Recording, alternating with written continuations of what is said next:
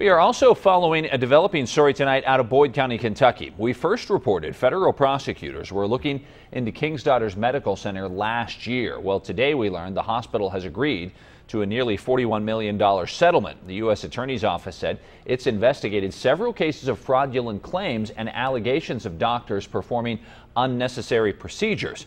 News Channel 3's Dan Griffin is here. And Dan, this is something that actually they've been talking about for several years. Well, Tim, they say this is a growing problem. It started in 2006 and then went on and continued until 2011. Now, they say that the hospital also submitted fraudulent claims to Medicare and Medicaid, raking in millions of dollars. Now the hospital will pay up more than $40 million and also face some major changes. Do you think they've lost your trust? Very much. Very much lost my trust. Strong words from Tony Hall. He lives in Ashland and has been to King's Daughters Medical Center before.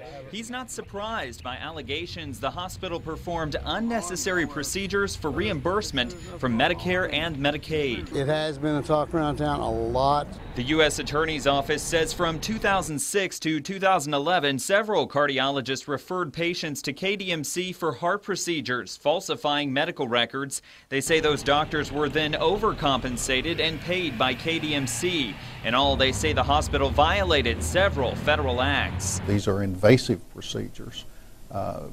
We're going to increase public safety with the work we do, and that certainly is every bit as important as the money. While not everyone agrees with the settlement, I know friends that have had stents that King's Daughters has saved their lives. The hospital will have to make some changes. According to the settlement documents, KDMC will not only pay $40.9 million, it will also be subject to more oversight. That includes major internal compliance reforms, keeping billing costs separated, and a review of healthcare claims for 5 years. KDMC released a statement saying the medical center's leadership team made the difficult decision to settle the investigation rather than continue to drain valuable resources on government allegations related to old cases. The settlement is not an admission of wrongdoing on behalf of the medical center.